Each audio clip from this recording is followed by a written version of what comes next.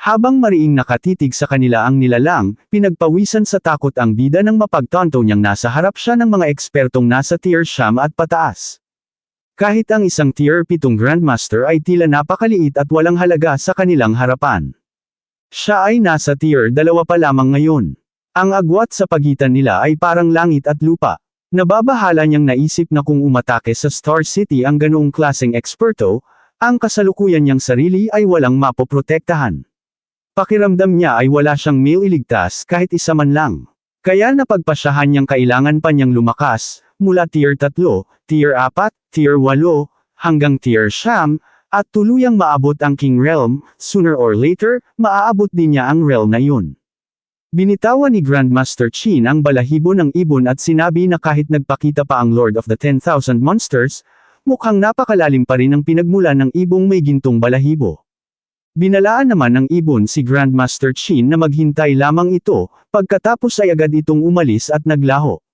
Habang pinagmamasdan ito ni Grandmaster Qin, napagtanto niya na mayroon pa ring matandang kasunduan ng Lord of the 10,000 Monsters at ang lahi ng tao, kaya hindi ito maaaring basta-basta umatake. Dahil dito, hindi na kailangang mag-alala na aapihin ito ang mas batang henerasyon. Sa kabila ng pangugulo ng Lord of the 10,000 Monsters, normal pa ring nagtapos ang training camp at nagsimula ng mag-uwian ang mga estudyante. Habang papalabas ng kampo ang bida, naisip niya na isang buwan na ang lumipas mula nang umalis siya sa kanilang bahay. Sigurado siyang labis nang nag-aalala ang kanyang tiyo at tiya para sa kanya. Tuwang-tuwang muling nakita siya ng dalawa niyang kasamahan. Sinabi ng isa na pagkatapos ng training camp na ito ay siguradong sisikat na ang bida sa buong Star City.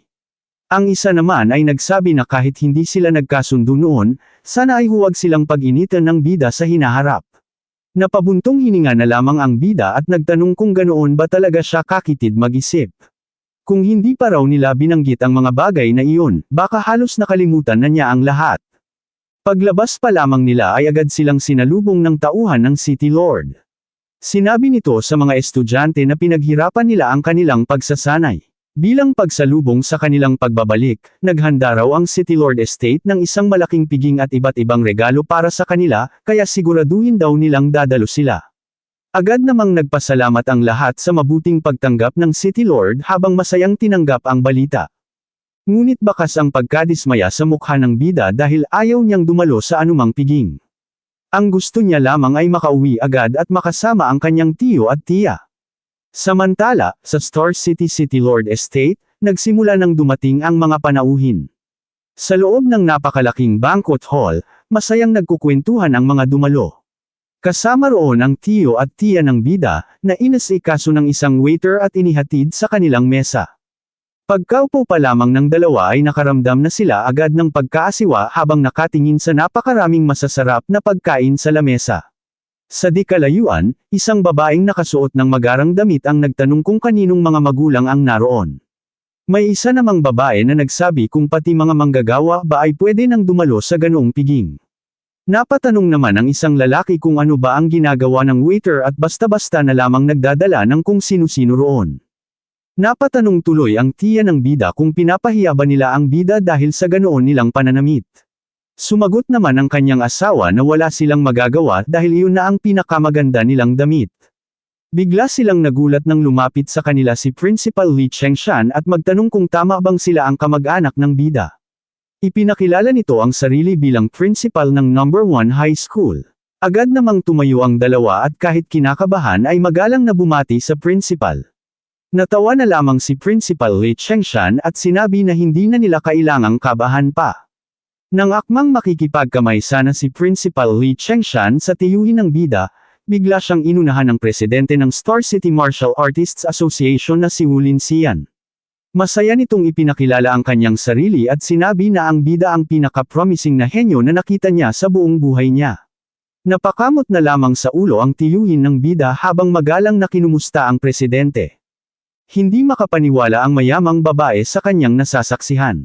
Hindi niya maintindihan ang nangyayari dahil mismong ang principal ng No. 1 High School at ang presidente ng Martial Arts Association ang bumati sa mga ito, at mukhang napakaganda pa ng pakikitungo nila. Nagtaka naman ang lalaki kung sino si Su Hong. Mayroon daw bang makapangyarihang pamilyang may apelyidong Su sa Star City? Samantala, sa mesa ng pinakamayayamang pamilya, sinabi ng ama ni Li Qingge na tunay na kahanga-hanga ang anak ng City Lord. Ito ang may taglay na Barbarian God Body. Sigurado raw siyang madaling nakuha nito ang unang pwesto sa training camp. Bahagyang ngumiti ang City Lord na si Wang Ni, ama ni Wang Tiantuo. Sinabi niyang nakakainggit din ang Xiao family at Ling family. Ang isa ay may nag-iisang Spirit Master sa nakababatang henerasyon ng Star City, habang ang isa naman ay nagtataglay ng nakakatakot na comprehension. Na-master pa raw nito ang A-rank martial art na Flying Swan Soaring Cloud Step noong nasa tier isang initial stage pa lamang ito. Agad namang sinang-ayunan iyon ng ama ni Xiao Yan. Kumpara raw sa Barbarian God Body, mas malakas yata ang isang Spirit Master. Malamang daw na ang anak niyang si Xiao Yan ang tunay na nasa unang pwesto. Bahagyang tumawa ang ama ni Lin Xinghe. Ipinagmalaki niya ang movement technique ng kanyang anak. Bago pa raw makapag-react ang Overlord Body at Spiritual Telekinesis, siguradong talunan na ito. Nang marinig iyon ng ama ni Xiao Yan, napakunot-noo ito. Samantala, nagalit naman ang ama ni Wang Tiantuo. Sinigaw nito na kalokohan ang mga iyon dahil ang lakas ng pag-atake ng anak niyang si Wang Tiantuo ay lampas na sa ordinaryong tao. Sigurado raw siyang ang anak niya ang nanguna sa training camp.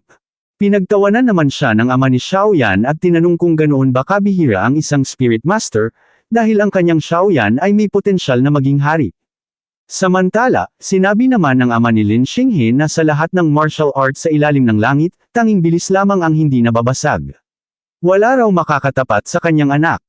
Ipinagmalaki naman ng ama ni Wang Tiantuo na lubusan ng dudurugin ng kanyang anak ang dalawang iyon. Nang makita iyon ni Wu Linxian at Principal Li Chengshan, agad na nagtanong ang principal kay President Wu Linxian kung hindi ba nito aawatan ang mga iyon. Napakunot-noo si Wu Linxian at nagtanong kung gusto ba nitong siya, isang matandang dalagang hindi nag-asawa, ang mamagitan sa away ng ilang lalaking nagyayabangan tungkol sa kanilang mga anak. Baka raw hindi niya mapigilan ang sarili niyang manapak. Bukod pa roon, sinabi niyang kapag dumating na ang bida, tatahimik ang lahat ng mga ito. Nagtaka si Principal Li Chengshan at nagtanong kung ganoon ba kataas ang tingin ni Wu Linxian sa bida, gayong nasa tier isang initial stage pa lamang ito. Nakangiting sumagot si Wu Linxian na iyon daw ang tinatawag niyang intuit ayon ng isang babae. Natigilan ang lahat nang may isang tauhan na sumigaw at nagulat sa City Lord na dumating na raw ang espesyal na bus ng training camp. Dahil doon, agad na inanunsyo ng City Lord sa lahat na nakabalik na ang mga ipinagmamalaki ng kanilang Star City. Sumama raw ang lahat sa kanya upang salubungin ang mga ito. Tatlong mag-agarang sasakyan ang agad na huminto sa harapan, at sakay ng mga ito sina Lin Xinghe, Xiao Yan, at Wang Tiantuo. Agad na nabahala ang ama ni Xiao Yan nang makita niyang pamayat at umitim ang kanyang anak. Nanikip daw ang kanyang dibdib sa kanyang nasasaksihan. Nagtaka naman ang ama ni Lin Xinghe at tinanong ang kanyang anak kung paano ito nasugatan. Nasira na raw ang gwapo nitong mukha. Nang marinig iyon ng City Lord, napatanong siya na kung ang anak nila ay sinasabing nasira ang mukha, ano naman daw ang matatawag sa itsura ng kanyang anak. Sumagot si Xiao Yan at tinanong kung sino ba ang nagsabi kay Wang Tiantuo na huwag itong aamin sa pagkatalo. Sinabi naman ni Lin Xinghe na siya raw ay mabilis na sumuko, kaya kaunti lamang ang bagbog na kanyang natamo. Nagulat ang tatlo at agad na napatanong kung natalo ba silang lahat. Sino raw ang posibleng tumalo sa kanila? Ngunit natigilan ng ama ni Wang Tiantuo nang maramdaman niya ang aura ng tatlo. Nakapag-breakthrough na silang lahat sa tier 2. Nagtaka ang ama ni Xiao Yan. Isa na ngayong tier 2 martial artist ang kanyang anak at may spiritual telekinesis pa, kaya paano pa rin ito natalo? Naguguluhan naman ang ama ni Lin Xinghe at nagsabing huwag daw nilang sabihin na may lumitaw na halimaw sa kanilang Star City. Kalmadong sumagot ang tatlo na mas malakas daw iyon kay Wang Tiantuo, mas mabilis kaysa kay Lin Xinghe, at mas malakas pa ang spiritual telekinesis nito kaysa kay Xiao Yan. Sinabi nilang tumingin na lamang sila mismo, dahil ang lalaking iyon ay isang tunay na halimaw. Nagsimulang magtakbuhan palabas ng bus ang mga estudyante. Bagamat puno ng benda at mga pasa, pumila pa rin sila upang magalang na magbigay daan sa paglabas ng bida. Nang papalabas na siya ng bus, napakunot-noo siya at sinabing ginagawa raw siya ng mga ito na sobrang awkward. Gusto lang naman daw talaga niyang umuwi. Sigurado siyang naghanda ng masarap na pagkain ang kanyang tiyo at tiya at hinihintay na siya ng mga ito ngayon. Ngunit nagulat siya nang bigla niyang makita ang kanyang tiyuhin at tiyahin na kumakaway sa kanya habang nagmamadaling lumapit.